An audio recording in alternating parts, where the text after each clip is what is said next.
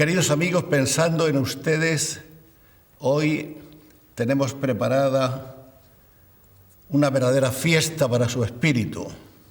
Vamos a tener con nosotros nada más y nada menos que a Josep Pla, el maestro de las letras catalanas, el hombre que ha dejado para la historia una cantidad extraordinaria de libros, una serie de consideraciones, de análisis y de reconocimientos de lo que es Cataluña, de lo que es la literatura, de lo que es España. Yo he sido un realista siempre. Creo que la realidad es infinitamente superior a la inteligencia humana, a la imaginación y a todo. Contra la literatura de imaginación, yo he hecho siempre la literatura de observación. El día 8 de diciembre de 1976 fue cuando el maestro Pla me concedió, después de muchos días de subir hasta su casa, allá en el Ampurdán, donde conversábamos de todas las cosas y las grababa yo en un cassette para la radio, y ese día el maestro aceptó por fin venir a la televisión, cosa que no le acababa de gustar del todo. Pero hay que ver, señoras y señores, qué programa es este. Esto está editado por Editrama para la Videoteca de la Memoria Literaria. Está íntegra esta fantástica conversación en la que el maestro Pla dice las cosas más bellas, más inteligentes, más ingeniosas, más cáusticas también, que se le pueden ocurrir a un intelectual. Bueno, la ironía es la imposibilidad, es decir, no tiene usted más remedio que convertirse en un irónico si no puede usted escribir nada. Tiene usted que en fin, decir algo y la única cosa posible es la ironía. ¿No le parece a usted? Me parece a mí, no sé. Yo les invito, por lo tanto, a que nos vean ahora, a que disfruten del maestro Pla en esta hora maravillosa y mágica que nos espera, y que también, si lo desean, lo adquieran para tenerlo siempre a su lado, siempre en casa, con el maestro Pla, al que yo siempre recordaré desde mis primeras visitas que hice a su casa, muchas veces incluso nevando, en las que nuestra amistad se hizo profundísima y llegamos a hablar de todo lo divino y de lo humano, muchas cosas que no se han podido grabar porque él establecía ya una censura previa y que yo aceptaba con mucho gusto porque esa era una de las reglas del juego y todas las reglas en todos los juegos deben de cumplirse cabalmente. Bien, señoras y señores, les invito a que se preparen, se pongan cómodos y disfruten de una de las más extraordinarias veladas de su vida. Estamos nada más y nada menos que con el maestro Josep Pla.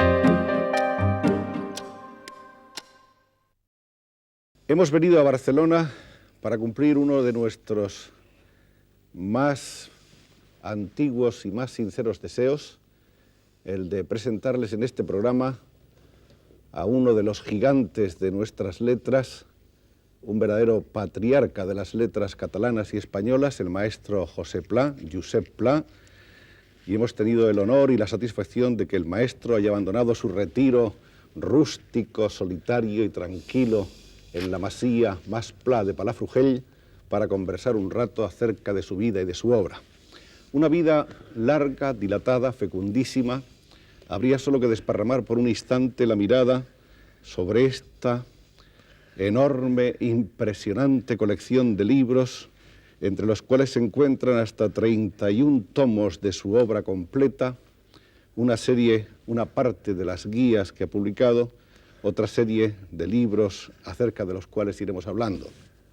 Es impresionante este testimonio de fecundidad, de capacidad creadora, El señor Pla ha escrito probablemente más de 25.000 páginas dando testimonio constante de la vida de su pueblo y de sus gentes y de la vida de los pueblos y de las gentes del mundo.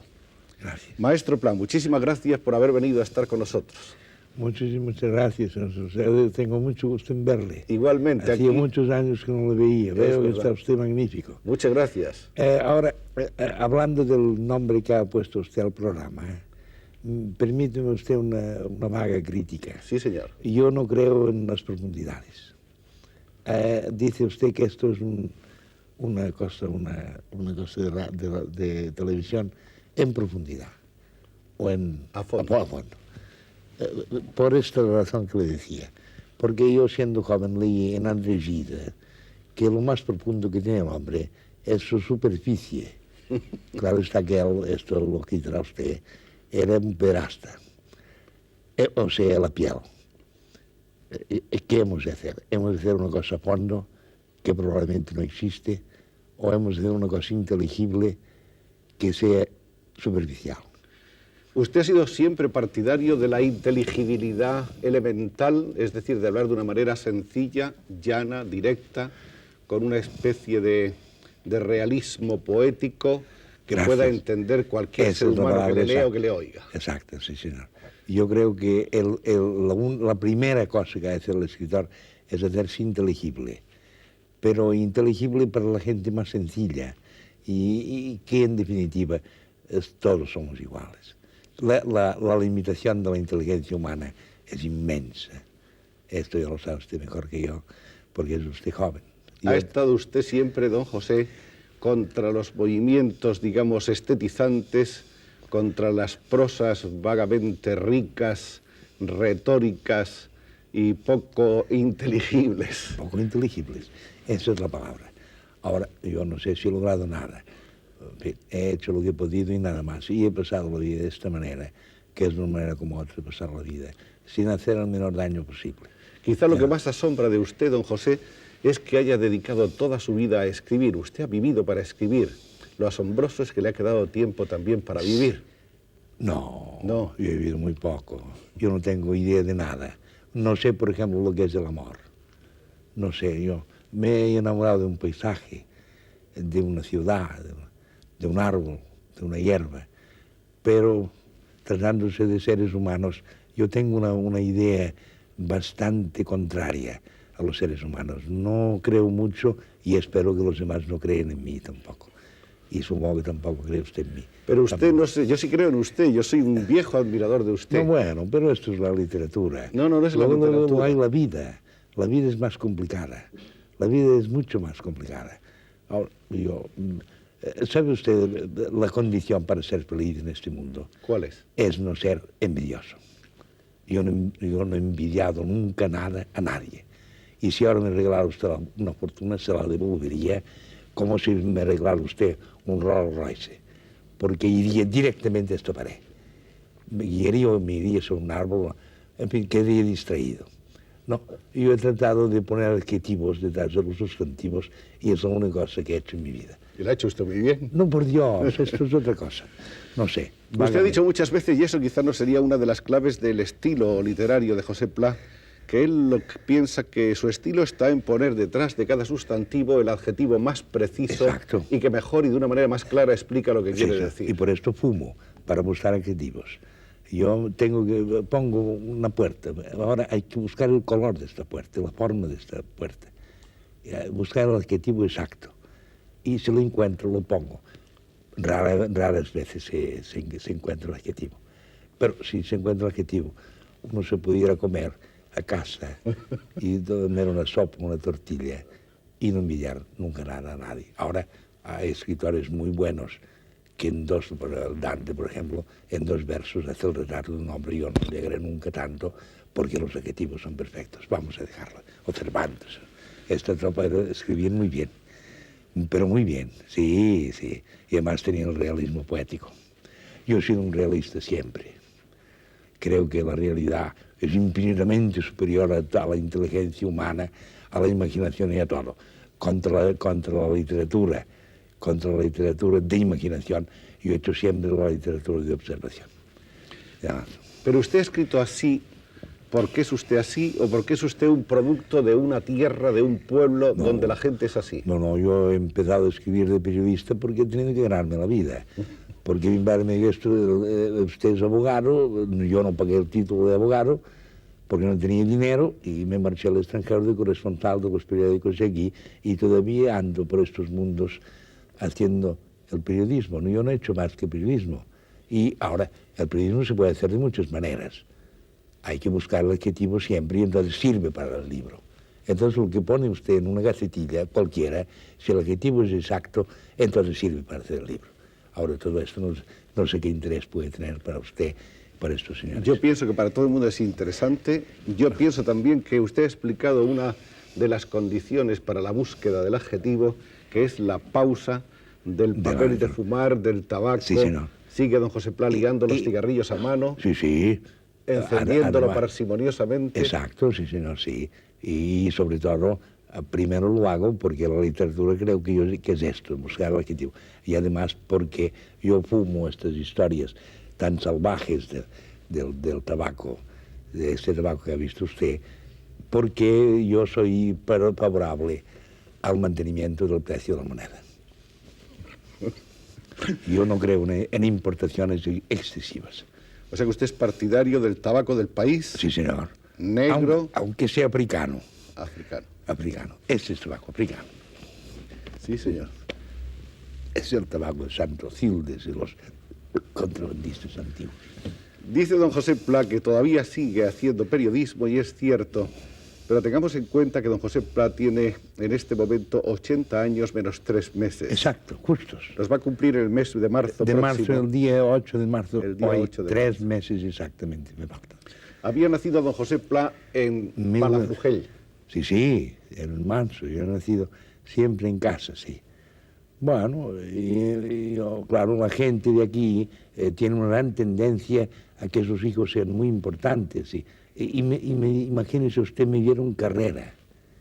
Equivocado totalmente. Yo hubiera tenido que ser un payés para arar y para arreglar las viñas y para arreglar los olivos. ¿Qué eran sus padres? O pequeños propietarios arruinados. Mi padre era un hombre que no tenía ni idea de lo que era el comercio, una industria ni nada. Mi madre tenía más dinero porque heredó de un hermano que fue a Cuba y ganó bastante dinero. Y luego dejó cosas, dejó las hermanas veladoras de Palafrugell y la cosa de los viejos, el asilo de Palafrugell, como saben estos señores. Y otras fui al hospital. Ahora, yo no lo he conocido y murió muy joven, porque entonces la gente se moría de bronquitis. No había manera de resolver esto, se murió muy joven. ¿Fue su tío entonces el que le inclinó a usted a estudiar? Sí, señor.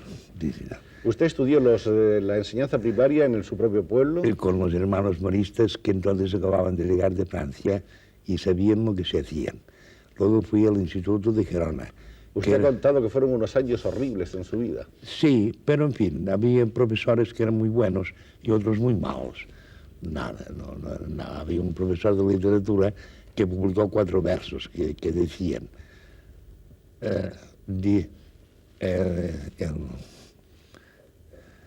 la vida es sueño, como dice Calderón. Yo creo que No me acuerdo. que son versos que no vale la pena de recordar. Pues quizá no vale la pena recordar. Pero usted pasó ahí unos años muy tristes, ¿acaso porque era un lugar frío y no Sí, porque probablemente me convertí, como todos los jóvenes, en ateo y en subversivo. Y creo que todo esto, ahora que lo veo bastante claro, creo que las revoluciones son absolutamente inútiles. No sirven para nada. Ninguna. No, sobre todo en este país en que la democracia es total. Y ahora se lo voy a demostrar con 4 razones, o 5. Veamos. Primero, en este país no existe la aristocracia. En Cataluña hay unos títulos viejos, 3 o 4, que no tienen la menor importancia. Y los demás son hechos de la reina Cristina. Luego, toda la propiedad está dividida. Tercero, ¿la Iglesia le ha molestado nunca en Cataluña? No. La Iglesia es una burocracia como otra, y ahora hay unos encargados en las oficinas parroquiales que hacen 3 cosas muy importantes. hacen un nacimiento, escriben un nacimiento, el matrimonio y la muerte. Esto, delante de la muerte, yo me quito el sombrero. La boina. O la boina, gracias. Y luego, creo que en Cataluña, la persona que tiene alguna cosa en la cabeza, a los 10 años, tiene un pequeño paquete de billetes. De modo que para usted Cataluña es un ejemplo de democracia. Sí, señor. Es un país que Infinitamente superior a Inglaterra, a Francia, a Alemania e Italia. Dominado totalmente por grandes propietarios, por ministerios dominados totalmente por la aristocracia, como el Ministerio de Negocios Extranjeros francés de París, el Quai d'Orsay, o por militares, como ha estado gobernando hasta ahora, y por gente muy importante. Aquí no hay nadie importante. Todo el mundo es igual. Por esto los catalanes somos tan groseros.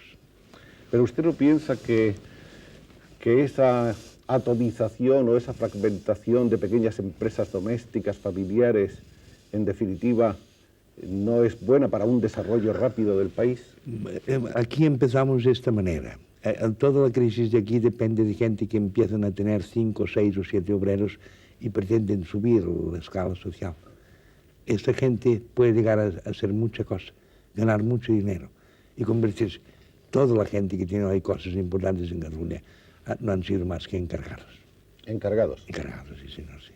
Aquí toda la riqueza de este país empezó con una cosa llamada que hizo el señor Güell y Ferrer, viniendo de Cuba, que se llama el proteccionismo.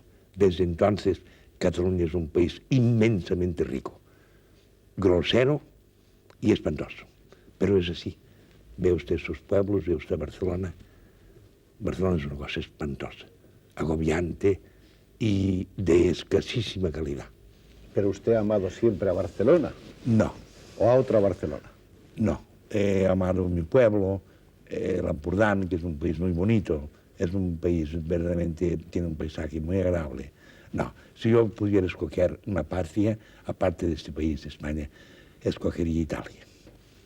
Italia para mí, la inteligencia italiana en todas las cosas, en la construcción, en el examen del hombre, como lo que ha hecho Maquiavelo, por ejemplo, el desarrollo del hombre según Maquiavelo es una cosa prodigiosa.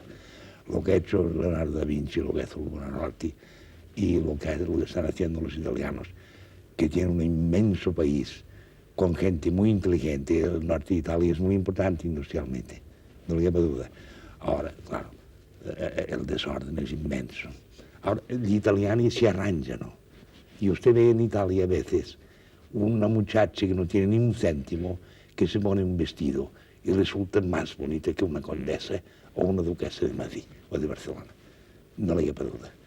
¿Estamos de acuerdo? No sé, vamos. Sí, don José, pero es curioso que los críticos o una serie de críticos han dicho que usted es un poco como una quinta esencia de la manera de ser mediterránea. ¿Hay una manera de ser mediterránea o usted cree que eso es hablar por hablar? Bueno, hay una manera. En el Mediterráneo se ha inventado todo. Se ha inventado una frase que ahora se lo voy a decir, que es presocrática, que dice: cuando un pueblo tiene una pasión, la moral baja. Aplícalo esto a España. Cuando da usted el poder a los virtuosos, todo el mundo se muere de hambre. Pero... Bueno, perdone. Quite usted esto, todo lo que le venga en gana. No, don José, no quitamos nada, pero... Es demasiado fuerte. ¿Qué diríamos entonces que es lo mediterráneo? ¿Es una manera especial de ser? En fin, en el Mediterráneo se ha inventado una religión que es el cristianismo. Los judíos han inventado el Dios único, porque estaban hartos de tantos dioses y tanta coña. Luego los romanos han inventado el derecho. Nosotros todavía estamos en el derecho romano aquí. Lo más importante de España es la romanización. Aquí los griegos no han dejado ni el menor recuerdo. Nada. Ni en Ampurias, ni en Rosas, ni en parte alguna. Y luego hay una cosa fenomenal. Y es que el paisaje es muy bonito. ¿Y la gastronomía mediterránea? La gastronomía ha perdido mucho, pero todavía se mantiene más o menos. El día que usted quiera iremos a Figueres, hay un buen restaurante ahora, y usted podrá comer una perdiz de la col o cosas de caza o todo eso, que le interesará bastante. Ese viento que azota en ciertas ocasiones del año su pueblo, sí, el Ampurdán, sí, el Ampurdanet, el Ampurdá Petit, sí, sí. y que sopla violentamente sobre su casa, sobre su masía, sí, sí, influye de alguna manera enormemente sobre sus psiquis. Nosotros no somos más que animales climáticos. Y yo vivo en un país donde esto que Marx llamaba la lucha, la dialéctica, aquí vivimos en un medio de dialéctica cósmica total. Esto me ha hecho comprender la dialéctica de los hombres y la imposibilidad del Mediterráneo que nadie se entienda nunca. O sea que usted cree que somos hijos de la meteorología. Aquí en el Mediterráneo yo creo que sí. De un clima cambiante, convulso. Tremendo, ¿no? Yo vivo en un país donde hay siempre la lucha entre el Canigó y toda la consideración climática del norte y los vientos del sur. La lucha es constante, a veces triunfa el norte, a veces triunfa el sur. Pero la inestabilidad es siempre total.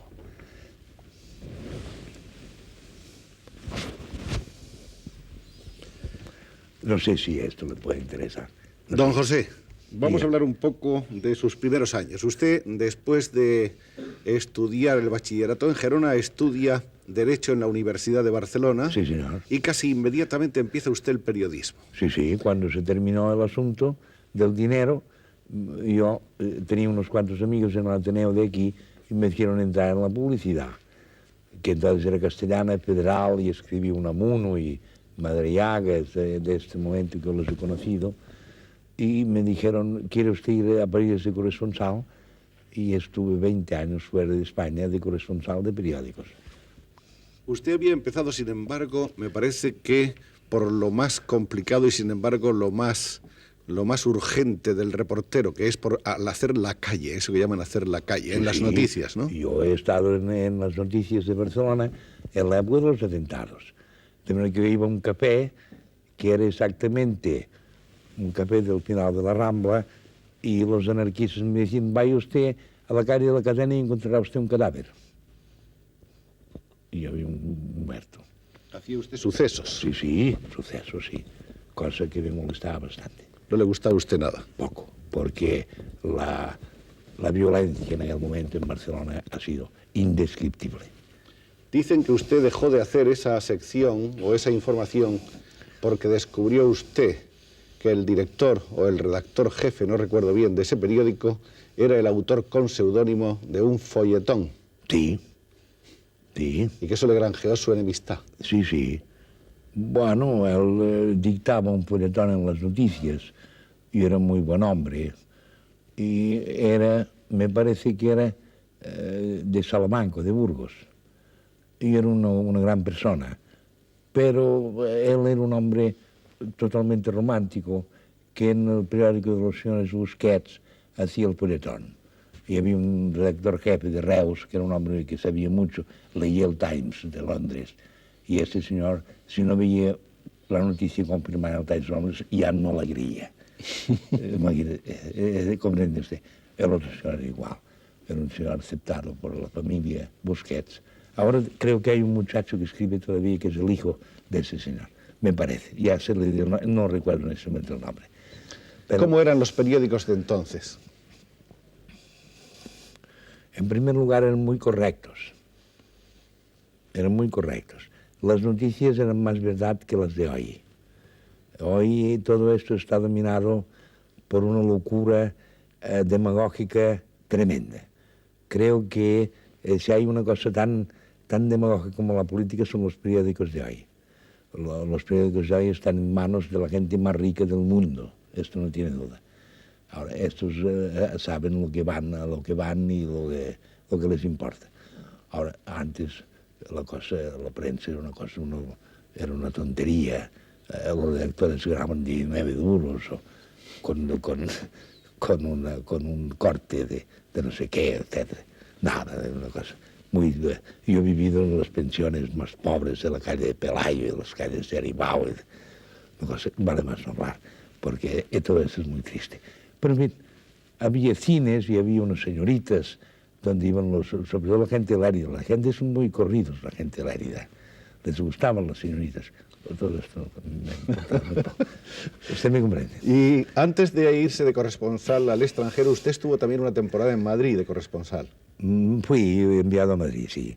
Fui enviado a Madrid para ver lo que pasaba. Porque yo he vivido 5 o 6 revoluciones en este país. He vivido la revolución del 9, la revolución del 17 de Don Marcelino Domingo, la Avenida de la República, la quema de los conventos, la desaparición de la República, la guerra civil, en fin, la caraba. Una cosa, y a mí sobre todo, que la única cosa que me interesa es vivir en un país exactamente consolidado. Fue usted en primer lugar a París como corresponsal. Sí, señor, sí. ¿Cómo encontró usted París en el año 20? No, me encontré con los libros. Los libros valían 2,50 francos y me empecé a leer como un loco. ¿Qué es lo que he hecho? La única cosa que he hecho en mi vida es leer. Aparte de escribir. Sí, bueno, pero yo prácticamente he escrito porque he leído bastante. He leído un poco. Y luego me enviaron. Yo conozco un poco Europa. He vivido en todas partes. He hecho 4 o 5 viajes a Rusia. He escrito un pequeño libro para ver en qué consistía. Yo he sido muy amigo de Nin. Ah, sí, ¿conoció usted a Lenin? A Nin. Bueno. Que era un señor que entonces era concejal de Moscú y jugó la carta de Trotsky y se equivocó de personaje. Tenía que haber jugado la carta de Stalin y todavía estaría en Rusia ejerciendo un cargo muy importante. Ahora, yo fui allí pagando la biblioteca del Ateneo, fui un mes a Rusia por $100 y escribí un pequeño libro. Viaje a Rusia. Viaje a Rusia, que es un libro que trata de demostrar que Rusia no es más que una tendencia a que los pobres sean ricos y los ricos sean pobres. Ese es un libro de 1925, me parece. 25, sí, señor. Yo empecé por aquella época, 24, 25. Ahora, yo no hubiera escrito ningún libro, son los amigos que han cogido las cosas y han ido a un editor y lo han editado.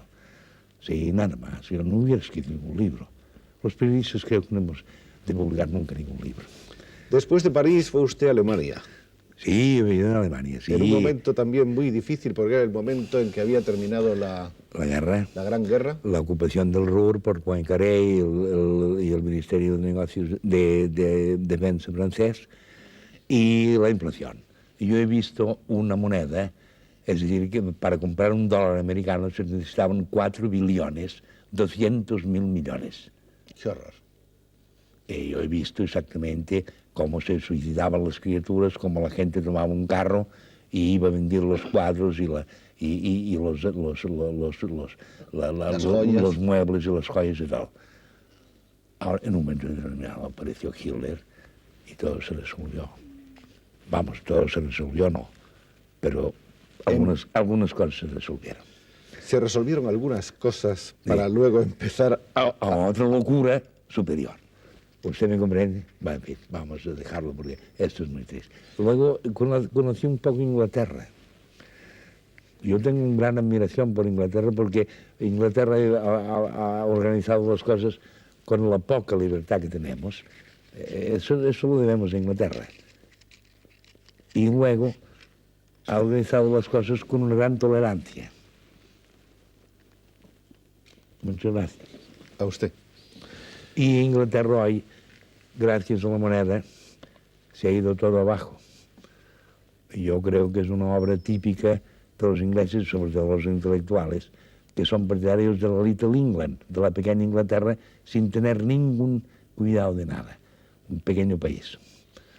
Y ahora se encuentran con este drama de Irlanda, que no es más que una venganza de los irlandeses contra Inglaterra por las veces que los han utilizado como soldados. ¿Cree usted entonces que la Inglaterra moderna tiende hacia el aislamiento total? Creo que Bernard Shaw y Chesterton y Wells han defendido Little England, la pequeña Inglaterra. Y creo que Inglaterra se encuentra exactamente como España en la época de Felipe III o Felipe IV. Estuvo usted también de corresponsal en Italia y le tocó vivir algunos fenómenos históricos importantes. Yo soy el único periodista español que he visto la marcha sobre Roma y la he seguido hasta Roma. ¿Siguió usted a Mussolini y a todos los toda la fascistas gente, sí, en nombre del Sol de Madrid, siendo el director del Sol, don Andrés Bello, y por su gestión de maestro y del señor Pérez de Ayala y de toda la gente que venían a pasar el rato en el Sol. y don José Ortega. ¿Y cómo fue esa experiencia? ¿Qué le pareció a usted la marcha sobre Roma? Bueno, fueron una gente que se apoderaron de todo y resolvieron el asunto y también cayeron en la trampa total de Alemania contra la opinión total de la opinión italiana, hicieron la guerra y la perdieron, como perdieron los italianos todas las guerras, porque no son gente de guerras, son gente de pensamiento y de comer y de las señoritas. Sí. Usted conversó con Mussolini, ¿qué le pareció? Hombre, un hombre muy bien educado, sí, un hombre muy bien educado. En aquel momento tenía una gran afición por España. Estoy hablando de antes de la guerra civil y todo esto. Sí, sí. Él estaba metido en las cosas del Mediterráneo. Él creía que se podía hacer una cosa en el Mediterráneo importante y no se hizo. En esa marcha, ¿quién seguía realmente a Mussolini? ¿Los obreros, los estudiantes? Todos los países. Los campesinos. Todos los campesinos. Todos los campesinos y todo pagado por la banca del norte de Italia, que estaban hartos un poco de la cosa anárquica y del socialismo, de Turati y de Mondolfo, que ahora ha muerto en la Argentina, y de Treves, que eran los socialistas de aquella época. Creo que entre toda su inmensa bibliografía no hay un libro dedicado a Italia. Sí, sí, ¿Sí? ya lo creo. Y un libro que, según dicen, está bastante bien. Sí, sí. Pero usted yo sé que está usted trabajando ahora sobre Italia. No, es otra cosa. Es otra cosa. Sí, es más. No. He hecho un libro sobre Italia, sobre las ciudades que yo conozco de Italia, y luego una cosa de la vida familiar, lo que es la mamá en Italia, que es una cosa como en Cataluña, la madre. Todo el mundo quiere tener la madre. Y pasar el rato, y comer, y sobre todo hacer lo menos posible. Y la vida de Italia, que es muy brillante, es muy, muy agradable. ¿Conoce usted Italia? Sí, claro. ¿No le gusta? Me gusta mucho, sí. Y a mí también, francamente. Pero yo tenía entendido, no sé si mi información era correcta o no, que usted estaba ahora trabajando en un libro sobre Italia. Ahora estoy haciendo una cosa ya quizá más importante, porque me parece que el espíritu italiano lo ha examinado todo. Creo que Maquiavelo es el autor del descubrimiento de la vida moderna y del descubrimiento del hombre, que los griegos y los latinos escribieron poco sobre los hombres. Consideraban que el vicio era una cosa normal y tal. No. Maquiavelo es un tipo virtuoso, secretario de Florencia, llegó Luis XIII de Francia, se apoderó de Florencia y él quedó al margen de todo, pobre como una rata, y se marchó a su casa. Iba a jugar al mus con el tabernero y con la pobre gente de su país. Un hombre que ha hecho el príncipe y los comentarios a la primera década de Tito Livio, que es muy importante. Ahora, creo que este país es importante, yo creo que este país es muy importante. Ahora, no creo que hagan nada porque no tienen espíritu. Otro país que ha bajado bastante es Francia. El espíritu de Francia está bajando visiblemente. ¿A qué lo atribuye? A que la gente no quiere trabajar. La gente cree que el capitalismo le debe pagar todo. El socialismo es una cosa pagada por el capitalismo, pero a veces el capitalismo no lo puede pagar, entonces entra el Estado y sería el comunismo. El socialismo pagado por el Estado es el comunismo. No le usted duda. ¿Está usted conforme con esto? No sé, vamos. Me gustan todas sus teorías, don José. No son teorías. Bueno, perdone. Sí, quizás son teorías. Vamos a decir sus observaciones, sus puntos de vista. Muy agradecido. Vamos a matizar. Yo no manejo los adjetivos como usted, don José. Si no tengo nada. Yo no sé nada de nada. No lo ve usted, hombre.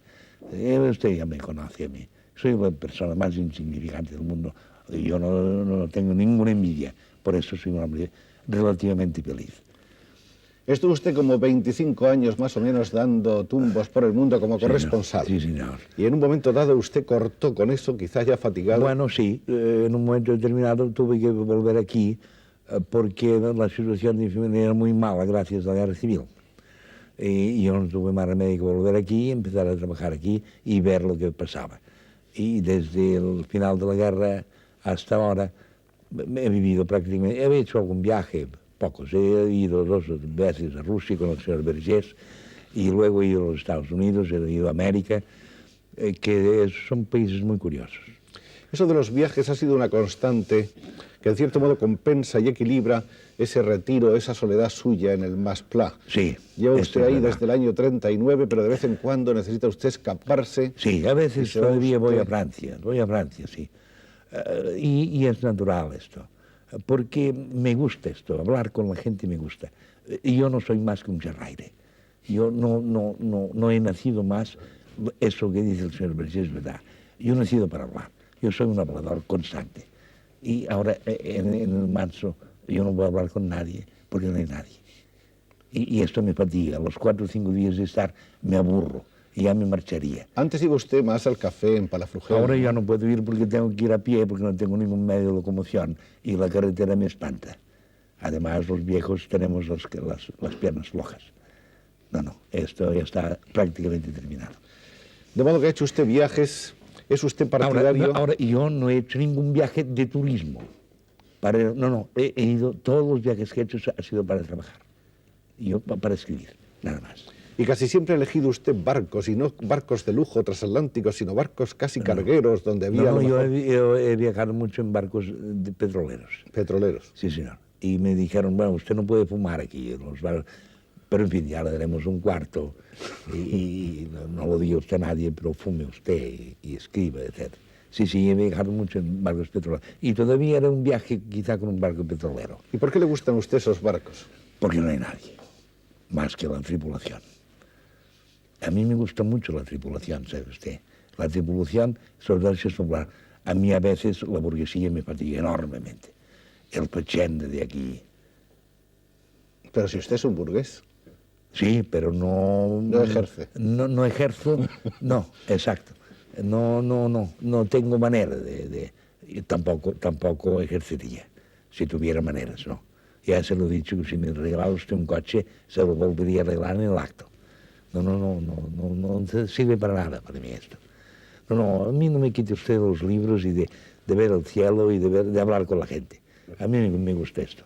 Me gusta esto, me gustan las víctimas, diríamos. Usted me comprende. Me gustan las víctimas. ¿Ha preferido usted siempre el barco sobre cualquier otro medio de locomoción? No, también he viajado en avión y no he tenido ninguna mala suerte. No he tenido ninguna desgracia, jamás. Ni en barcos, ni en trenes, ni en nada. Ni en tartanas, ni en carros. No he volcado nunca. Y esto me da un cierto optimismo, quizá falso. Pero en fin. Pero lo que más le gusta es el barco. El barco es muy bueno, sí, porque está lento. Yo no soy partidario del progreso, soy partidario del regreso. Soy partidario del regreso, sí. De poco a poco. Pequeño, sí. Y ver las cosas, observar un poco las cosas, tener en cuenta. La gente es muy importante. Si yo la pudiera conocer a la gente, hubiera hecho libros colosales. Lo que es, la gente no dice nunca nada. No dice nunca nada, ni lo que piensa, ni lo que desea, ni lo que trata de demostrar. Nada. Deben hablar con su señora, probablemente, supongo. Pero usted ha hecho escala en los puertos más raros del mundo solo para bajar a hablar con la gente y a conocerlos. Sí, para hablar con la gente, a ver qué pasa por aquí, qué quieren ustedes hacer. Sí, la gente más absurda. Son muy buena gente. Una cosa que me gustaría mucho sería ir a vivir 6 meses de Grecia, y no podré, ya está demasiado esto. Me gustaría, y esto que yo conozco un poco Grecia, conozco los museos, han hecho cosas tremendas los griegos, seguro, no quepa duda, y ahora son unos chivarros tremendos, hacen más que hablar y engañar a la gente. Son gente muy, muy comerciantes, tremendos, casi más comerciantes que los catalanes. Se ha dicho que el estilo de Josep Pla o la manera de escribir de Josep Pla es una mezcla de subjetividad y de ironía, donde hay una observación realmente muy profunda y muy sagaz de la realidad y luego una mezcla de interiorización y al mismo tiempo de descripción de estas gentes y de sus maneras de ser y de pensar. Bueno, la ironía es la imposibilidad, es decir, no tiene usted más remedio que convertirse en un irónico si no puede usted escribir nada. Tiene usted que en fin, decir algo y la única cosa posible es la ironía. ¿No le parece a usted? Me parece a mí, no sé. ¿Y es usted un escéptico? Sí, en general sí. Sí, creo que no hay solución posible. Ya le he dicho que para mí las revoluciones son inútiles y a mí me sabe mal tener que decir, pero los hombres no son nunca claros. Diga. 25.000 páginas, se calculan más de 25.000 páginas que ha escrito usted en su vida. Ha sido usted realmente un grafómano impenitente, dícese que un monstruo de las letras, un gigante. No, Sí. No, hombre, no. Ridruejo dice en el prólogo a la edición en castellano del Cuaderno Gris, que ha aparecido hace unos días, que España tiene en usted al escritor más grande de este siglo. Bueno, el escritor más grande de este siglo, hay dos muy buenos, a mi entender. ¿Quién es? Machado es muy buen poeta y Baroja es un retratista y un paisajista magnífico. Lo que pasa con Baroja es que no sabe escribir novelas. Dicen que hay una cierta afinidad entre su estilo y el de Baroja. Sí, señor, sí, es un hombre... La misma búsqueda de la realidad, de la sencillez. Exacto. Ahora, él ha hecho cosas magníficas y cosas muy malas. Yo he hecho casi todo lo que he escrito, no tiene ningún valor. Bueno, eso lo dice usted... No, porque es verdad. Ahora, yo tengo una ventaja, y es que trabajo con un editor que ha editado, el señor Vergés, toda la literatura moderna de hoy, que eso tiene mucho valor, y es de agradecer. Eso, a mi entender, póngalo usted, porque eso es verdad. Vergés ha editado Delibes, ha editado Cela, ha editado a toda la gente que tiene algún valor en España, y esto para mí.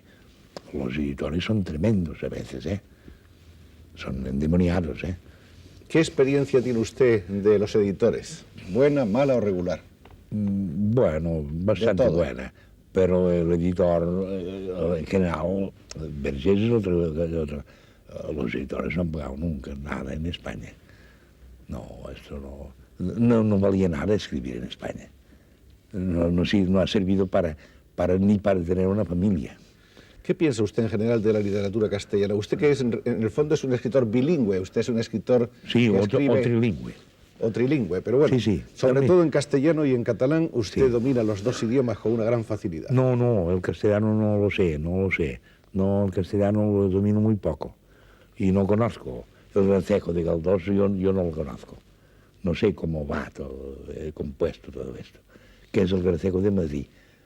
Yo soy de un país en que el Gracejo es escaso. En Cataluña el Gracejo es muy poca cosa. El chiste de aquí no tiene ningún valor, es una cosa... Y siempre tirando vulgar. La literatura castellana, a mi entender, es muy buena, pero muy buena. Lo que hay es que ahora quizá ha bajado un poco, pero es muy buena la literatura castellana. Y autores, a mi entender, ininteligibles como Unamuno. Eso es aparte. No sé qué opinión tiene usted. Usted ha escrito una serie de retratos, de semblanzas de grandes personajes, de grandes escritores casi siempre, que usted llamó homenots, traducido al castellano como grandes tipos. Sí. Basándose un poco en su memoria, en su observación de, y en su conocimiento. De los personajes, en su conocimiento directo. Esos tipos los he conocido casi todos, sí. Y he conocido a otros, ya los trataré. He conocido muchos castellanos, escritores que a Unamuno lo he conocido mucho. Unamuno era un avaro espantoso. Eso es aparte. Usted ha hecho retratos muy sugestivos, muy subjetivos, pero al mismo tiempo muy llenos de fuerza y de atracción de todos estos personajes. Me gustaría, si usted me lo permite, jugar un poco a decir algunos nombres y a que usted nos dedicara alguna frase sobre ellos. Por ejemplo, su opinión o su juicio o su experiencia acerca de Dalí.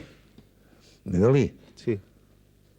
Dalí, ante mi persona, no ha dicho nunca ninguna tontería.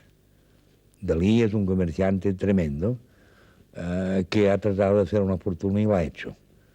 Ahora, si esto le ha ido bien o mal, yo no lo sé. Es un trabajador muy lento y que hace alguna cosa, Desde luego ha hecho uno de los cuadros mejores. En el Museo de Figueres hay 3 o 4 cuadros bastante buenos. Sobre autores, le voy a decir 2 o 3 palabras. Creo que hay 8 poesías de Margall muy buenas. Creo que Carné don José Carner, que es un escritor considerable, Palla por un momento es demasiado perfecto. Una de las cosas que no gustan a la gente es ser demasiado perfecto. Creo que Riba es un hombre, no es un poeta, no hay ninguna guspira de poesía, es un filósofo, es un hombre de pensamiento que escribe como Alfieri escribió y otros tipos. Maragall. Los 8 o 9 poemas de Maragall son buenas, no le queda ninguna duda. Espriu. Espriu es un hombre que tiende a la ininteligibilidad sistemáticamente. Es un cuco. Dígaselo esto de mi parte, mañana si le ve usted. Es un hombre, no sé, me parece que no lo entiende mucho la gente. Cambó. Bueno, Cambó ha sido un hombre de este país que no tenía ni un céntimo y ha creado esta cosa de Buenos Aires, comprado por los Güell, y entonces ha podido pagar las elecciones, porque en aquella época las elecciones también valían dinero. Y ahora yo no sé quién lo ha de pagar todas estas elecciones. El país. El país, seguro. Prat de la Riba. Prat de la Riba era un administrador, era un hombre completamente vulgar, pero excelente administrador, que tenía el país en la cabeza, que decía que había que hacer más carreteras y más hospitales. Bueno, esto es muy importante para un político. El político ha de ser, perdone, bastante vulgar. Rusiñol. Rusiñol es gracioso, nada más. Mir. Gran pintor, no siempre, pero el gran pintor de aquí es Nonell. Nonell es muy bueno, sí, y Mir también. Hacen una pintura que pesa. Manolo Hugué. Muy excelente. Eugenio d'Ors. Bueno, Eugenio d'Ors sabía muchas cosas, lo que es que era un gandulo. Dicen que usted ha sido el antidors. No, yo no he sido muy amigo de él. Ahora, pero que usted representa un poco sí, porque la antítesis. Era un hombre demasiado jesuítico. Y a mí los jesuitas no me gustan mucho. El lenguaje jesuítico. No me gusta más la gente normal. La gente, en fin, que hace el papel de víctima. ¿Usted me parece? O que lo es igual. No, era un tipo muy importante. Sabía el francés como nadie, más que los franceses. Hablaba el lenguaje de París como cualquier tipo de París. Era un hombre curioso, sí. Azorín. Excelente escritor. Lo que pasa es que no sabía el castellano. Escribía en catalán. Decía, la puerta es verde, punto. El cielo es azul, punto. Ese señor tiene una nariz grande, punto. Esto no es castellano. El lenguaje castellano es la frase larga que se termina generalmente en cola de pescado.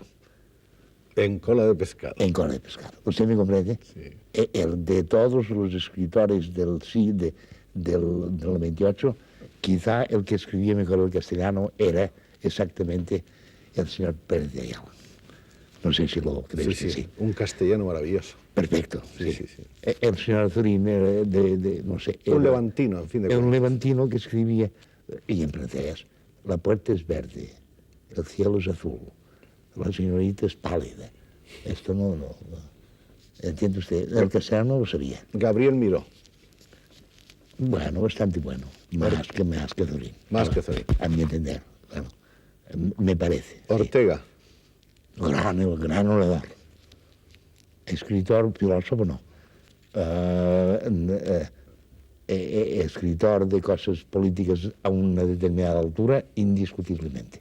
Valle Inclán. Excelente. ¿Le gusta el idioma de Valle? Sí, bueno, a veces no lo entiendo, porque él es muy gallego y él hace unas cosas muy raras, pero me parece que es muy bueno. ¿No cree usted? Sí.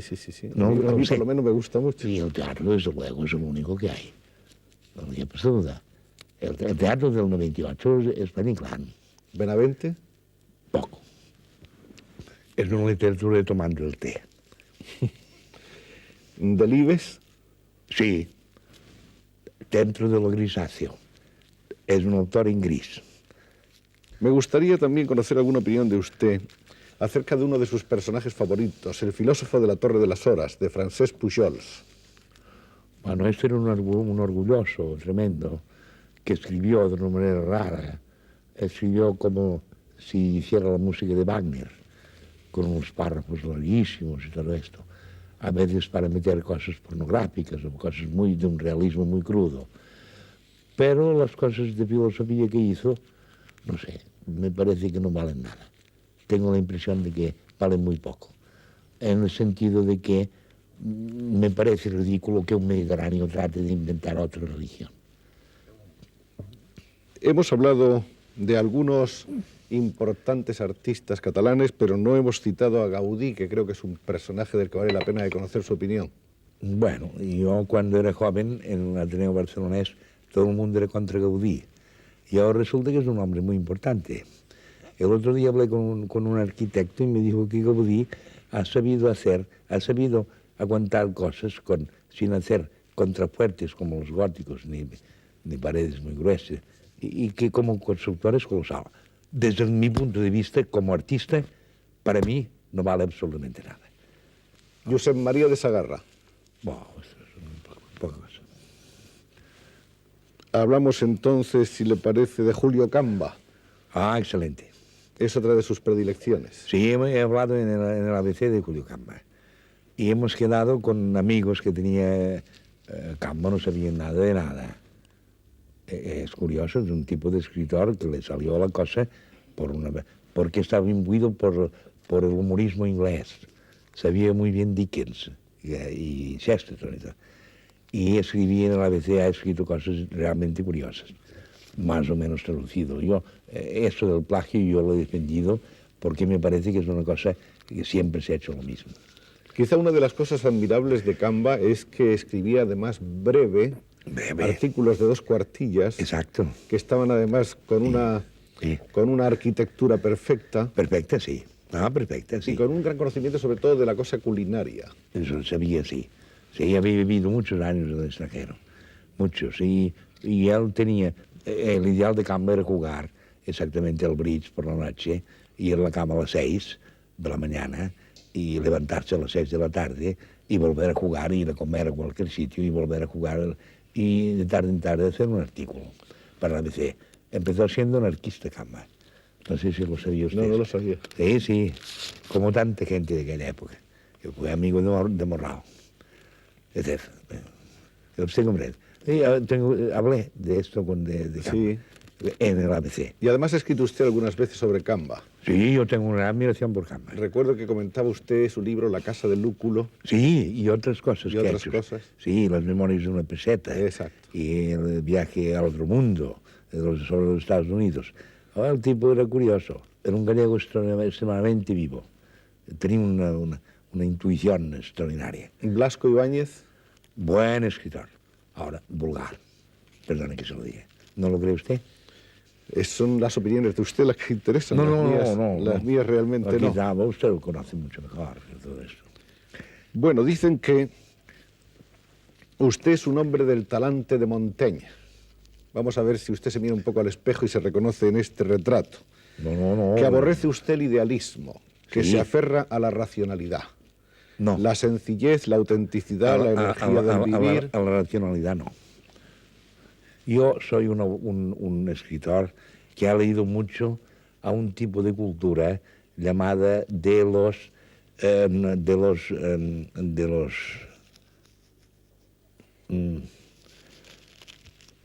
¿cómo se llama esto? De los franceses, en fin. Yo soy un hombre de Pascal, soy un hombre de La Bruyère, de Rochefoucauld y de Montaigne. Ahora, Montaigne es muy buen autor, muy buen autor. Lástima que tenga tantas citas latinas y griegas en el libro que lo hace muy pesado. Pero en general, cuando Voltaire dice la vida est ondoyante, eso está muy bien dicho. Usted es poco partidario de las citas y de la erudición en general. Sí, creo que es un camelo total. Sí. Puede todo el mundo ser erudito. Sí. Yo soy un hombre que ha leído mucho eso, por La Bruyère y toda esta gente, que son grandes escritores. Y luego el viaje de Sterne. Y luego tengo una gran admiración por Goethe, que sabía lo que se decía. En fin, y por Guerra y Paz de Tolstoy. Tolstoy. Sí. Guerra y Paz es una gran novela. Dostoyevsky. Nada. Nada. Creo que es un degenerado. ¿No? Vamos a ver, señor Pla, mientras usted termina su cigarrillo, termínelo. Diga, diga. Vamos a ver si tratamos de entender un poco cómo es este ser humano al que hemos estado siguiendo desde lejos y algunos privilegiados en ocasiones menos de las que hubiéramos querido un poco de cerca. ¿Cómo es José Pla? Ha empezado por decirle que yo no tengo ninguna envidia a nada ni a nadie. Soy un hombre soltero. Eso es muy importante. ¿Por qué es usted soltero? Porque no creo que nadie me hubiera hecho caso. Pero usted ha mirado a las señoritas que pasan por la calle con una cierta estimación admirativa. Sí, precisamente porque pasaban por la calle. Sí. Usted ha contado a veces que se ha sentido de repente fascinado por un rostro de mujer visto Sí. apenas un minuto. Que usted se hubiese casado con esa señorita en el acto, vamos. No se sé. lo dice, ¿no? Es ella que no se hubiera casado. Esto es lo que puedo decir. Eso es seguro. Las mujeres son una cosa muy rara. ¿Qué piensa usted de las mujeres? ¿Cómo son las mujeres? Las mujeres son muy curiosas y son mucho más seguras que el hombre. La mujer es el ser antirromántico por excelencia, no le quepa duda. Le gusta el dinero, El realismo. la seguridad, algún hijo, no muchos, pero algún hijo, y llegar a una solución determinada y positiva. Ahora, yo no tengo nada que ver en todo esto. Eso es un mundo que para mí es muy complejo. Pero usted ha dicho que las mujeres son encantadoras y que debieran serlo siempre, que uno de los, digamos, de los escasos defectos que se le pueden poner a la mujer es que después del matrimonio dejan de ser fascinadoras. Sí, porque han logrado lo que querían. Y ya no les importa. Les importa poco. Aquí en Cataluña está bastante visible. Las mujeres muchas veces se conservan, cada día se conservan más, pero en general se hunden. Y sí, no les interesa más que lo que tienen en la mano y la seguridad, y ya lo tienen todo. Por Sí, eso. Pero los tiempos cambian, Sí, pero lo que no cambia es el divorcio. a lo mejor, o a lo peor. Que usted cambiará, habrá una protesta de las mujeres inmensa. ¿No lo cree usted? No lo sé. Vamos a hablar claro. Sí. ¿No cree usted? Usted tiene mucho más experiencia que yo. Sí parece usted, carajo, un emperador romano. El general Galba. Vamos a ver. Don José, ¿usted ha tenido cuántas novias? ¿Pocas o Ninguna. muchas? Ni una. Ninguna, no. Yo no sé lo que es el amor, ya se lo he dicho. Ni una sola. Ni una sola, yo no. Ah, se había dicho que usted había tenido una... No, yo he tenido algún lío. Ah, bueno. Vago. Ya. Muy vago. Hoy terminó todo mal. Sí. Ahora no lo ponga esto. No. Pero usted, si hubiese habido una mujer realmente que hubiese dicho, don José, usted es el hombre de mi vida, usted hubiese claudicado. Aquí, no sé. Aquí hay una cosa muy curiosa entre los hombres y las mujeres. El hombre pretende siempre ser un Macron y la mujer pretende siempre hacer lo contrario, pero en el mismo sentido. La cosa es muy difícil de arreglar. El hombre quiere que la mujer esté a su servicio y viceversa. Sí. Y si es posible tener algún dinero. ¿Y la igualdad de los sexos entonces? La igualdad de los sexos no ha existido jamás. ¿Y la feminidad, el feminismo, quiero decir? El feminismo, sí. Llegará un momento en que la mujer esté emancipada, libre y tenga tantas opciones y tantas posibilidades ¿Usted no como el cree hombre. que ya lo está? ¿Usted cree que tiene más ahora? Mucho más, sí. La que gobierna el mundo es la mujer. Siempre la ha tenido mucho. La mujer gobierna el mundo Seguro. y Eso gobierna al seguro. hombre, Sí. sin duda. Seguro, porque gobierna la cama. Esto es evidente. Me parece a mí, Parece, sí. Es muy difícil. Y si ahora mismo, saliendo del estudio, llegara una hermosa señorita y le dijera a don José, hay que ver cómo me gusta usted, No. usted ya no quiere saber nada. Imposible que lo diga, entre otras razones porque la respuesta a 80 años, lo mejor que se puede hacer es retirarse a casa. Es seguir tranquilo. Sí, bueno, tranquilo, más o Solo. menos. Más o menos. Sin embargo, usted, tan solitario, ha sido siempre un hombre muy comunicativo, es decir, Siempre. dado al diálogo. Sí, yo no soy más que un hablador. Lo que dice el señor Vergés es verdad. Yo no hago más que hablar. Me he pasado la vida hablando. Me hablaba usted antes de sus viajes y de las ciudades que le han entusiasmado, de las ciudades que le gustan, en las cuales no le importaría haberse quedado algún tiempo más. ¿Qué ciudades son las que le gustan a usted? Por ejemplo, empecemos por Cataluña. ¿Qué le gusta de Cataluña? Barcelona no. ¿Tarragona? Más. Más. Sí. Gerona menos. En fin, sí, algunas cosas sí, otras no. Las ciudades son como animales. Lo más importante de la civilización es una gran ciudad. Una gran ciudad es un animal vivo. ¿Roma? No. ¿Florencia? Florencia más. Venecia mucho. Venecia. Sí. Y yo creo que los italianos en arquitectura han hecho toda Europa, desde Leningrado, que es una ciudad totalmente italiana, y Estocolmo, hasta Madrid. Todo lo mejor de Madrid es italiano, no lleva usted ninguna duda, el Palacio Real y todo, no lleva duda. Y París no digamos, Londres no digamos, todo esto es absoluto. Y se han quedado los alemanes y Flandes a parecer esta cosa de las casas así. ¿Se acuerda usted? Esto no es italiano, pero ellos lo han hecho de esta manera y así ha sido. El gótico han sido contra los italianos y contra el románico. Han hecho el descubrimiento de los antiguos y han hecho las cosas con columnas y pórticos. Esto es lo importante. Ahora, ciudades, creo que hay que ver dos cosas en la vida. La persona que ha logrado ver, primero, el Partenón de Atenas y el Museo de Grecia, de escultura. Y Nueva York, creo que lo ha visto todo en la vida. Lo demás me parece secundario. No sé si está usted... ¿Y Nueva York a usted le encantó como ciudad? No. Me dio un miedo tremendo. ¿Le asustó? ¿Le abrumó? Me abrumó, me cabreé, me pareció grotesco. Ahora creo que es una cosa fenomenal. Es la más grande creación del capitalismo. ¿Usted preferiría vivir, por ejemplo, en Ámsterdam o en Nueva York? No, yo preferiría... ¿En Venecia? No, tampoco. Me gustaría, ya vivo en... ¿En Caracas? No. ¿En Buenos Aires? Quizá más. En Buenos Aires la cocina es bastante buena porque es italiana. Es muy importante comer algo. Yo ahora estoy, por ejemplo, desparecido de hambre. Ahora le vamos a dar a usted lo que quiera. No, nada, no quiero nada. Algo comeremos, ¿no? Tomaremos quizá un poco de gin tonic con agua. Sí, señor, a ver si nos traen bueno, un poco de... diga la opinión que tiene usted de todo esto, porque yo no sé nada. Bueno, mire usted, hay una cosa que a mí me llamó siempre mucho la atención. Hablando de la amistad, usted me dijo un día que que dividía a las gentes en tres categorías: los conocidos, los amigos y los saludados. Sí, señor. ¿Y cómo se explica eso? ¿Cómo se separan o cómo se clasifican esos seres? El saludado es una persona insignificante. ¿El que se saluda es un ser insignificante? En general. Los conocidos, bastante también. Y los amigos son los amigos. ¿Usted ha encontrado muchos amigos en la vida? Unos cuantos. ¿Usted no ha tenido muchos amigos? Muchos no. Pocos, sí. Ahora, yo tampoco he tratado de tener amigos. ¿Pero usted cree que hay gente que pasa por la vida sin tener ni un solo amigo? Es difícil. Es difícil. Es difícil, pero es indispensable. Algunos.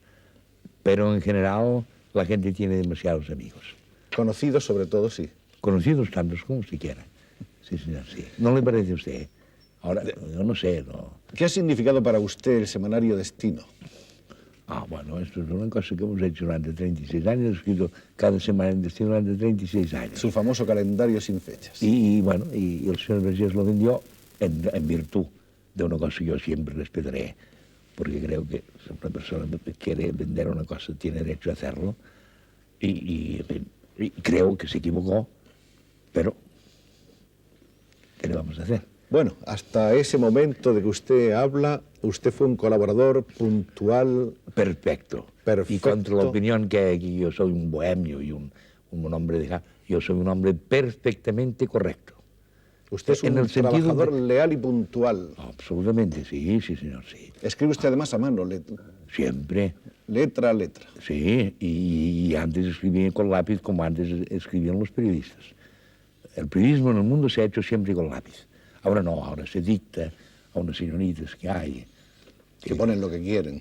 Generalmente, sí, señor, generalmente. Escribe usted casi siempre asomado al fuego en invierno, de sí. su Sí, señor, sí. hermosa chimenea. Sí, o en la cama, o leo. Leo cosas, leo papeles y todo. ¿Y escribe usted de día o de noche o indistintamente? Generalmente de noche. De noche. Me levanto generalmente a veces a las 7 de la mañana, a veces a las 10, a veces a las 12. ¿A usted le gusta vivir en el campo? Ahora no, No. porque no puedo salir, porque si no puedo ni andar. Los viejos tenemos 3 o 4 cosas terribles. Primero, la vejez es un proceso de enfriamiento. Yo siempre tengo frío, aquí no. Segundo, las piernas no nos aguantan, no sé qué pasa. Y luego, todos los viejos somos prostáticos, que es una historia que yo no sé de dónde viene, porque yo creo muy poco en la medicina. También en eso es usted escéptico. Totalmente, sí. Los médicos creen que la ciencia médica es una ciencia y lo que hay son enfermos. Si le dan a usted una cosa y me la dan a mí me irá muy bien y usted muy mal. ¿Usted comprende? No, estas cosas son elementales. Hay que saber esas cosas elementales. A la hora de comer, ¿usted prefiere la cocina internacional o la cocina regional? Sí, me gustaba la cocina popular del país, pero eso está terminado. También. Ya no tengo ni servicio, ni una cocinera, ni nada. No, nada. Y al último tendré que hacerme la cama y hacer una tortilla. La única cosa que me sabe mal es no haber aprendido a cocinar un poco. Al menos saber hacer una sopa de verduras y una tortilla y una pequeña cosa. Se le hablo con toda franqueza. ¿El alcohol puede usted tomar? Sí. No lo tomo. ¿Eh? Los médicos sí no toman nunca alcohol, coño, mierda. No hay que hacer caso. Yo bebo whisky constantemente. Constantemente. Constantemente, sí, señor. Y fuma usted, que aunque se le apaga muchas veces el cigarrillo.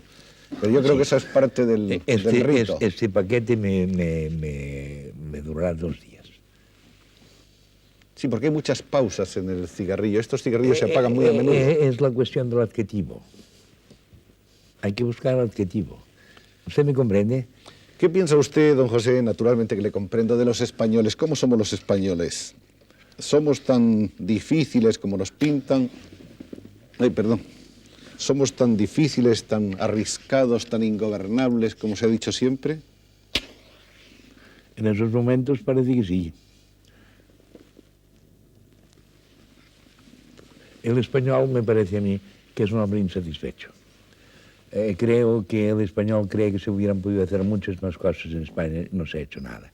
Hemos pasado muchos siglos mal, en una pobreza y en un abandono total. Y aquí en Ampurdán las invasiones francesas han sido constantes y no podemos creer en nada. Ahora, en general yo creo que hay muy buena gente en el país, pero muy buena gente hay, muy buena gente. Si esto resultará o no resultará, ya veremos. Actualmente parece que se trata de dar el poder a la buena gente. El país está lleno sin duda de una gente que es inteligente, que tiene velocidad mental, que es enormemente simpática, cordial. Enorme, mucho más que los suizos y que los alemanes y todo esto. Lo que la gente sabe en las escrituras a 8 años aquí, en Alemania lo saben cuando se llega a 14 o 15. Es una cosa extrañísima. Hay precocidad, rapidez. Enorme. Y luego las mujeres son mucho más guapas. Y siendo así tan estupendos en ese capítulo de las cualidades, ¿qué es lo que nos ha frenado? Creo que nosotros somos una gente totalmente insatisfecha, históricamente hablando. Ahora, no sé si esto continuará. Ahora hablan de la ruptura. Todo el problema consiste en que no sea una ruptura de carteras. ¿Usted piensa que el español realmente es un ser envidioso? Sí, bastante. El catalán mucho. El catalán es muy envidioso, sí. Quizá es uno de esos motores más visibles. Sí, no sé por qué. Pero eso es una cuestión más bien, yo pienso, de toda el área geográfica del Mediterráneo, ¿no? Es posible. La envidia. Sí, exacto. Es el psicopante griego y todos los envidiosos. Ve usted las cosas de Marcial, que es un tipo bastante bueno. Bueno, pues hablemos entonces del catalán, puesto que usted nos llevó hacia eso. ¿Cómo es el catalán? Bueno, el catalán es un ser que, en fin, que se ha pasado la vida siendo un español 100% y le han dicho que tenían que hacer otra cosa, también para resolver esta insatisfacción que hay. ¿Entiende usted? Ahora el catalán es un hombre más satisfecho que el general español. Primero, por lo que le decía del proteccionismo. Aquí, ¿conoce usted lo que se ha hecho, por ejemplo, aquí en esta parte, en el Llobregat, lo que se ha hecho en el Vallès, lo que se ha hecho por la parte de Mataró? Esto se ha creado una ciudad fenomenalmente grande, absurda, se ha caído en la otra parte. Ahora, esto es debido a que, desengáñese usted, eso ya lo decía este arquitecto que se llamaba, este italiano que le decía hace un momento, que el peso de la arquitectura, lo que da fuerza, la mayor fuerza a la arquitectura es el dinero. Ahora, yo, arquitectura en Barcelona no veo ninguna, más que agujeros para meter la gente. Y hay gente que son inmensamente ricos y viven en agujeros, cosa que yo no puedo comprender. No puedo comprender. Pero el catalán es un hombre moderno, es un hombre analítico, es un hombre que descifra un poco... El catalán es un copista. Las claves de la realidad, ¿no? El catalán es un copista. ¿Sí? Le gusta copiar. ¿No lo cree usted? Y en no general... sé si esto se puede decir, esto no. En general, ¿qué piensa usted del tan cacareado Seña? Oh, no ha existido jamás. Es una contrapartida para decir que no lo hay. En fin, ya ha visto usted lo que ha pasado en nuestro país. ¿Sabe usted que el otro día me dijeron en Madrid que ha habido 100.000 muertos en Madrid? Es posible, durante la guerra. 100.000 muertos. Que aquí ha habido 50.000 seguros. ¿No cree usted que es demasiado esto? Es una salvajada. Es una cosa enorme, vamos. Yo no puedo comprenderlo. Yo, francamente, no puedo comprenderlo. No. Hablábamos antes de su bilingüismo. Usted dice que naturalmente se expresa mejor en el catalán. Sí, el castellano es muy complejo para mí. Y esto que le decía de la cola del pescado, para mí es un poco difícil de comprender. El lenguaje castellano es la frase larga, buscando siempre el final. En cambio, el idioma catalán... El idioma catalán es una cosa, como le decía, de el artículo, el sustantivo, el verbo y el predicado. La puerta es verde, punto. Azorín. ¿Hay, usted cree, posibilidades de que el problema, el llamado problema catalán, desaparezca algún día? Por el momento no, pero se ha amortiguado mucho. Hay muchos menos catalanistas hoy que antes del gobierno de Franco, no le quepa duda. Ahora, si los habrá más o menos, yo esto no lo sé. En todo caso, hay una cosa muy importante aquí, y es que España es el mercado de Cataluña. ¿Para usted qué es la felicidad, señor Pla? No tener envidia. ¿Qué es para usted el éxito? Nada. Nada. Bueno, el éxito consiste en hablar con usted, que es un hombre tan agradable y tan enormemente comprensivo. El éxito es escribir todo esto, publicarlo y que la gente lo reconozca y que se encuentre ahí. Esto lo ha hecho el señor Vergés. Yo no lo hubiera hecho. No hay usted ninguna duda. ¿Está el señor Vergés aquí? No lo sé. ¿Y la vida qué es para usted? Ahora que está usted ya casi en los 80, ¿cómo se ve desde esa altura considerable lo que ha sido para usted y lo que es en general la vida? Ha sido bastante poca cosa, para mi entender. Bastante poca cosa, sí. Además, yo no creo en la inmortalidad ni en todas estas historias, sino no. Creo que todo sube y baja. La vida es donde hay otra. Sube y baja. Todo bajará. Todo esto que ve usted aquí, ¿qué será dentro de 10 años esta cosa? Yo no lo sé. ¿Puede crecer? O puede bajar. ¿Su estatura puede aumentar con el tiempo? No, o bajar. Porque además no olvide usted una cosa, usted no escribe para la posteridad. Yo no escribo nunca. Usted ha escrito siempre para sus contemporáneos. Seguro. Quiere decirse que aquí está el testimonio de lo que ha sido la vida en todos estos años suyos, en 80 años de su vida. Esto ya lo sé. Ya veremos. La vida sube y baja. No le llevo usted ninguna duda. Naturalmente que no podremos hablar aquí de todos los libros del maestro Pla, porque son tantos, pero aquí me gustaría detenerme un poco en algunos. Uno de ellos, acaso, porque fue el primero, Sí, el Cuaderno Gris, que está muy bien traducido por Ridruejo y la que ahora Chana. aparece en edición castellana, traducido por Dionisio Ridruejo. Este libro está publicado exactamente en 1920, ¿no? O 19. 25. 25. 25. Es una visión certera, de primera mano, muy personal, de la vida catalana, de la vida barcelonesa sobre todo, cuando concluye la Gran Guerra Mundial, la Primera Gran Guerra, Sí, señor. 1918, Sí, señor, sí. 1919. Luego, el señor Pla ha escrito numerosas biografías. Antes hablábamos de los Homenots. Hay una serie de libros, algunos de ellos están por aquí, dedicados a Casanovas, La vida de Manolo Hugué, que es un libro encantador. No sé si lo ha leído usted, Sí, pero lo he es un leído. libro- Es un libro que he leído muchas veces. Este hombre no sabía hacer escultura, pero tenía la inteligencia del escultor. Tenía el concepto de la escultura, como nadie lo ha tenido. Yo soy un anti-Rodin, por ejemplo, total. A mí no me gusta la escultura literaria, me gusta la escultura real, auténtica. Una vaca o una mujer, una payesa, un hombre. Esto me gusta, sí, señor. Y en la pintura también. Seguro. Los abstractos no le gusta. Nada, no señor. A mí me gusta primero Vermeer, después Velázquez, después probablemente el Greco, después Goya. Y basta. Poca cosa más, etc.